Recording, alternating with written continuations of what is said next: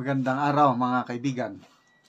Pag-usapan natin itong pahayag ni Congressman Stella Kimbo na binasa ko ang mga comments. Karamihan nagsasabi na ano ka, iniinsulto mo ba ang 32 million voters ni VP Sara? So maraming nag-react negatively kay Congressman Stella Kimbo sa pahayag na ito. Okay, basahin ko ang pahayag ha.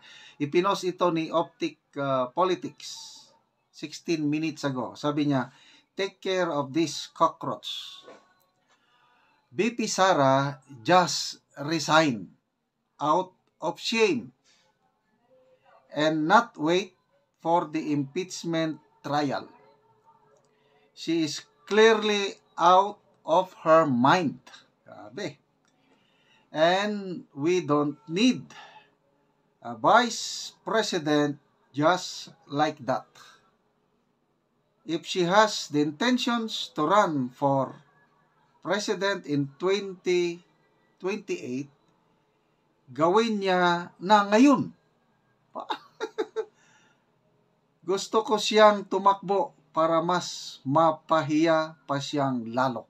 So, itong ganitong statement is, may galit eh. Una, anong karapatan niya na manawagan na mag-resign si VP Sara? I don't know kung binoto niya nung eleksyon. But ako, binoto ko. Papayag ba ako na mag-resign na lang basta-basta si VP Sara? Kayo, papayag ba kayo na mag-resign na lang si VP Sara dahil sa panawagan ni Congresswoman Stella Kimbo? Diba? No way. And then, out of shame. Ano ba ang dapat ikahiya ni VP Sara? Convicted na ba siya? Kung ang tinutukoy niya is yung confidential funds, wala pang final decision ng COA. Bakit out of shame? Tingnan natin, sino ang mapapahiya ngayon? Pag itong Supreme Court na mga oral arguments at depende sa ruling ng Supreme, sinong mapapahiya? 2025 national budget ng mga blank items. Ayan, magkakaroon na ng oral arguments. I don't know, sino mapapaya? Yung PhilHealth issue. Klaro na yung line of questioning ng mga maestrado na huwag niyong galawin ang PhilHealth. That is sacred. That's untouchable. Sinong kahiya-hiya? Sige. Tingnan natin sinong mapapaya pagdating ng panahon. Nang dahil lang sa inyong investigasyon na wala namang conclusive findings, out of shame, I don't know, sino ang dapat mag-resign dahil sa kahihiyan. She is clearly out of her mind. Anong basihan niya? Out of her mind. So, parang luko-luko, wala nang katinuan sa pag-isip. Agree ba kayo? Papayag ba kayo na out of her mind si VP Sara? Tapos sabi niya, if she has the intentions to run for president in 2028, gawin niya na ngayon. Paano? Sinong out of her mind? Paano siya tatakbo? 2025 tatakbo, gawing presidential election? Di ba imposible na tatakbo na siya ngayon? Maliban lang kung mayroong snap election. Sana nga, may snap election. Papayag ba ang Marcos administration na may snap election? So be it, sige. Sinong iharap nyo kay VP Sara? Shoot. I-accept natin tong challenge ni Congresswoman Kimbo. Tatakbo na siya ngayon para magkaalaman. Sino ang nangunguna? Dalawa lang maglalaban dyan. Raffy Tulfo and VP Sara. Dahil sa mga election survey, sila yung malakas.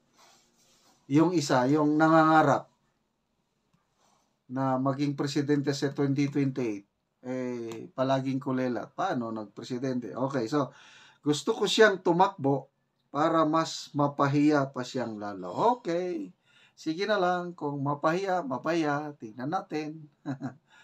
Kahapon, 2 days ago, may nakausap ako, kumakain ako sa isang turo-turong restaurant. Tapos, hindi ko naman sila kilala, but yung isa, kilala pala niya ako. So, kaya nagkaroon kami ng conversation hanggang napunta sa politiko yung politikang usapan. Yun, nabigla ko. Sabi niya, kasi kinampanya ko si Atty. Vic Rodriguez. Sabi ko, pwede ba? Iboto natin si Atty. Vic Rodriguez, number 56. Sabi, ay, of course. Boboto natin yan kasi kami, sabi nila, straight PDP laban kami. Ganon, nabigla ko. Straight PDP laban para maibalik yung dati. Nako, maka Duterte pala sila. Wala na. Ang gulo na ng panahon natin ngayon. Gulo. Gusto namin makabalik ang Duterte. Ayun, gusto nila makabalik ang isang Duterte sa Malacanang. Kaya iboboto nila straight PDP laban. Ako, ang sarap. Ang ganda yung usapan namin. Hindi ko kilala. Sila lang nakakilala sa akin. Hanggang napunta. So, ganyan po kalakas si BP Sara. Ano yung survey ng WR numero? Yan ang tunay na survey. Hindi yung Okta, Tanjiri. Wala yon. WR numero. 47% sa mga respondents, ayaw sa impeachment. 33% lang ang may gusto. Sino ngayon ang may pulso ng taong bayan? Si BP Sara. Okay, so good luck, Congresswoman Stella Kimbo. Yung na-file na complaint sa inyo sa ombudsman, yung suspension, preventive suspension. Hintayin natin ang aksyon ng ombudsman. Okay mga kaibigan, salamat sa inyong palaging panonood sa ating channel. Nakakatulong po kayo sa Tribong Talandig indirectly dahil nagkakaroon tayo ng income sa channel na ito dahil sa inyo at ang income natin, tinutulong natin sa Tribong Talandig. Namimigay tayo ng pako at yero para yung sira-sirang bahay nitong Talandig. Tumutulo na ang ulan, butas-butas ang yero, mapaayos nila. Kaya, salamat. Ituloy nyo lang ang inyong panonood, lalo na yung hindi nyo pag-skip ng ads. Panoorin nyo ang video na ito, kabalikat kayo sa pagtulong sa tribo. Tabok og naadiri si nanay og si tatay sa kadtong ilang payag nga luoy gid kaayo og natagaan na ni sila og yero og karon nakabalay na ni sila. Maayong hapon tatay, nanay. Maayong hapon sad. Oo, mo na ni kadtong inyong payag nga silupin lang in taon. Mao na ni. Oo. So, mga sako. Mga sako ra. Oo. So, natagaan naman mo tatay og giro. Oo. Ulit namin dito sa among balay nga kuan. Oo. Bako kibalay kay tagaan man di og sen. Oo, natagaan. Tuod nga wala pa mauman pero giri ana na mo. Oo, kay luoy man mo dire so karon nakauman na mo. Kuman na mi. Oo, sige atong bisitahon ang inyong bagong balay tatay. Sige. Atong bisitahon. Oo, so muna ni ang Oo, muna ni ang una nilang payag-payag ni nanay ug ni tatay. So karon humana nila kadtong gihatag sa ila nga yero. Kaya nakabalay na sila. O muna ni ang bag-o nga balay ilang tatay sa nahatag sa ilaha nga yero.